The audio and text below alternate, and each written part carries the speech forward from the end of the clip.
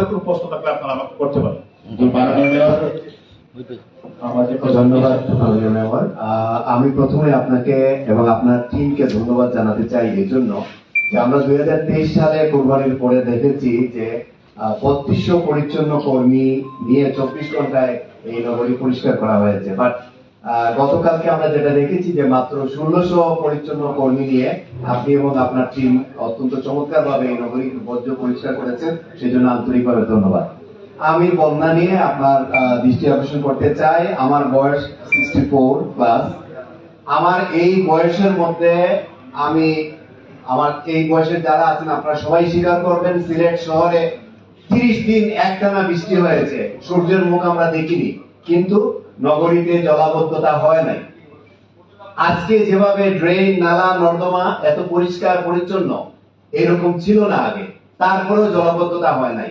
এখন কেন জলাবদ্ধতা হচ্ছে? আপনারা অনেক কিছু বলেছেন, এই সিজনে আপনি পুরো ড্রেন গুলো পরিষ্কার করেছেন, তারপর পরে কেন?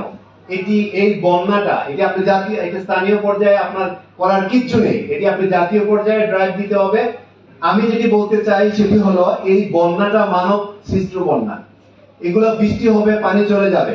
সুরমা নদী থেকে নদীর পানি প্রবাহিত হতে পারছে না, যে কারণে সুরমার লেভেল এবং তপবনের পানির লেভেল এক সমান, তো পানি তো উঠবেই। এখন যেটি হচ্ছে যে মিঠামোহন ময়মনসিংহের এদিকে যেটা হাওরের মধ্যে সড়ক করা হয়েছে, এই সড়কটি হওয়ার পরে 2022 সালে আমরা বন্যা দেখেছি, পানি এদিকে নামতে পারে নাই। এইবারও সুনামগঞ্জের দিকে প্রথম দিকে পানি যায় নাই, কারণ পানি নামতে পারতেছে না সুরমা নদী দিয়ে। সুরমা নদীর দুটা বিষয়, একটা হলো এটি জাতীয় পর্যায়ে আলোচনা করতে হবে যে এই পানি নামার জন্য প্রয়োজনে আরো কিছু ব্রিজ, এই সাবেক রাষ্ট্রপতি যে বিল করে যে রাস্তা করেছেন সেটাতে ব্রিজ করার দরকার, যাতে পানি নিষ্কাশন হয়। এটি হলো একটি বিষয়। আর দ্বিতীয় হলো সুরমা নদী ড্রেজিং করা দরকার। 3 নম্বর যে বিষয়টি, এটি খুবই গুরুত্বপূর্ণ আরেকটি বিষয়, এটি হলো যে প্রতি বছর আমরা উজান থেকে দেখি পাথর নেমে আসে, আমাদের পিয়াইন নদী সহ বিভিন্ন নদীতেও পাথর নেমে আসে।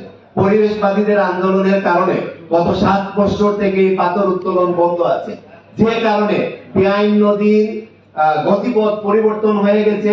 কোম্পানিগঞ্জ, জয়ন্তাপুর এই সাইড একটু বৃষ্টি হলে বন্যা হয়ে যায়, পানি নামার কোনো উপায় নেই। এই যে ন্যাচারাল পদ্ধতি যেটা যুগ যুগ ধরে আসছে, মানুষ পাথর উত্তোলন করতো, এটি করলে তো পরিবেশের ভারসাম্য নষ্ট হয় না। তাহলে প্রতি বছর আমরা সেই পাথর পেয়ে যাচ্ছি, ইন্ডিয়া থেকে নেমে আসতেছে পাথর। এখন কিন্তু পাথরের মানে একদম ব্লক হয়ে গেছে এই রাস্তাটা, এটি ব্লক হয়ে গেছে। এটা দ্রুত গতিতে দ্রুত সিদ্ধান্ত নিয়ে মানুষ কোনো যন্ত্র ব্যবহার করার দরকার নাই, মানুষের মাধ্যমে এই পাথর উত্তোলন করতে হবে, এটি বন্ধ করা যাবে না।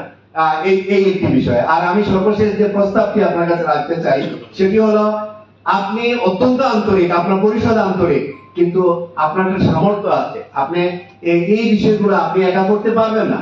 আমি চাই আপনাকে একটা প্রস্তাব দিতে চাই যে আপনি খুব শীঘ্রই একটি গোল টেবিল বৈঠক অথবা একটা সেমিনার আয়োজন করেন, যেখানে পানি বিশেষজ্ঞ, বন্যা বিশেষজ্ঞ এরা থাকবেন, এক্সপার্টরা থাকবেন, এবং তাদের মতামতের ভিত্তিতে আপনি মতামত নিয়ে মাননীয় প্রধানমন্ত্রীর সাথে দেখা করেন।